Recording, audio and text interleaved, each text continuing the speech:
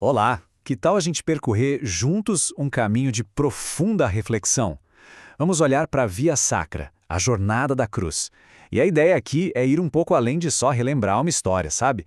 É mergulhar fundo nos temas do amor, do sofrimento e do sacrifício que estão em cada passo dessa caminhada. E, para começar nossa reflexão, olha só que ideia poderosa. Diante da injustiça, a resposta não é recuar, mas agir. E agir com o amor que não tem limites. É essa força, esse amor, que vai ser o nosso fio condutor, a nossa bússola em cada estação que a gente vai explorar agora. Então, vamos lá. A gente começa pela primeira etapa da jornada. E esse momento já dá o tom de tudo que vem pela frente. A condenação não é recebida com revolta ou resistência, mas com uma aceitação serena de uma missão muito maior. Primeira estação, Jesus é condenado. Pensa só, uma sentença totalmente injusta, e mesmo assim ele permanece firme. Ele não vacila, porque tem total consciência da sua missão. Ele veio para que todos tivessem vida, e vida em abundância, mesmo que isso custasse a sua própria vida. E aqui a gente vê um contraste muito claro. De um lado, a resposta de Cristo. Ele fica, ele não foge. Do outro lado, a nossa tendência mais comum, que é recuar diante da dor, fugir, se calar por medo. Isso faz a gente pensar quantas vezes a gente já não recuou diante de uma dificuldade. É uma pergunta que fica ecoando. E logo em seguida, na segunda estação, Jesus toma a cruz sobre os ombros. E a gente precisa lembrar que a cruz era um instrumento de tortura brutal. O destino era o Gólgota, um lugar que naquela época significava o máximo da vergonha, da exclusão, um lugar à margem da sociedade. Mas é aqui que acontece uma virada de chave impressionante. A cruz ganha um novo significado. Aquilo que era visto como o maior símbolo da derrota, ele transforma num caminho de amor. Deixa de ser um sinal de morte para se tornar um convite, uma proposta de vida com dignidade para todo mundo.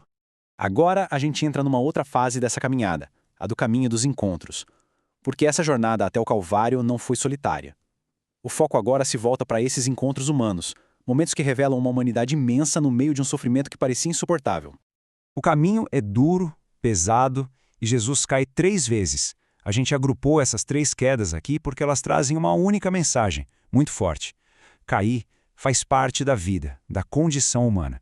O mais importante não é nunca cair, mas sim encontrar força para se levantar de novo. No meio de tanta dor, acontece um encontro silencioso, mas muito, muito profundo.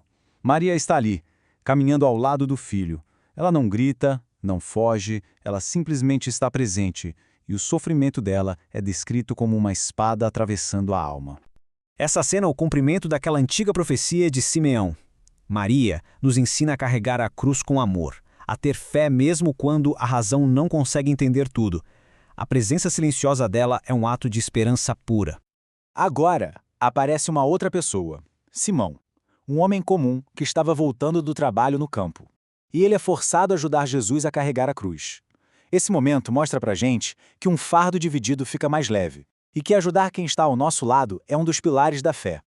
E então, no meio do caos, da indiferença da multidão, surge a coragem e a compaixão de Verônica. O gesto dela de limpar o rosto de Jesus pode parecer simples, mas foi um ato de um desafio imenso.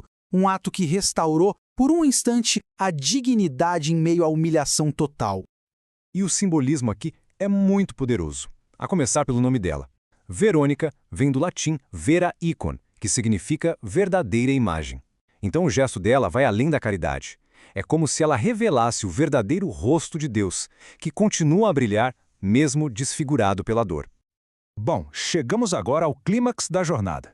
Vamos ver como todo esse caminho de encontros e quedas leva à entrega final, ao sacrifício supremo do amor na cruz. Este é um momento de humilhação extrema. Jesus é despido de tudo.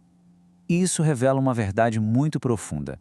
O verdadeiro valor de uma pessoa não está no que ela tem, mas no amor que ela é capaz de dar. Esse número 1, sozinho na tela, já diz tudo. É impactante. Aquele corpo, vulnerável, exposto, em silêncio, proclama uma verdade fundamental. Todo o corpo humano é sagrado. E é justamente na nudez do crucificado que a dignidade que parecia perdida é finalmente restaurada. No momento da crucificação, em meio a uma crueldade sem tamanho, estas são as palavras de Jesus. A resposta dele não é de vingança, não é de condenação, é um pedido de misericórdia. É o amor superando todo o mal. E então, Jesus morre. Uma escuridão cobre a terra. E lá no templo, o grande véu se rasga de cima a baixo. O simbolismo aqui é muito claro. A barreira que separava o divino do humano foi quebrada. Para sempre. A morte aqui não é o fim, mas a inauguração de algo completamente novo. Suas últimas palavras não são um grito de desespero, de jeito nenhum. São um ato final de confiança, de entrega total. A morte se transforma, assim, numa semente, num novo começo. A passagem para a vida. Mas a jornada ainda não terminou. A gente entra agora na sua fase mais silenciosa. O foco muda para os momentos depois da morte na cruz. É um tempo de espera, de silêncio, onde a fé é testada no limite da promessa. E aqui surge José de Arimateia, um discípulo que até então agia em segredo, por medo.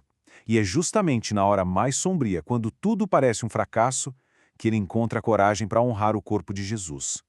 Isso ensina muito para a gente, né? A fé amadurece nos momentos mais difíceis. E por fim, Jesus é sepultado. E o local é muito significativo. Um sepulcro novo dentro de um jardim. Essa referência ao jardim não é por acaso. Nos conecta lá com o Gênesis e dá um novo sentido a este lugar.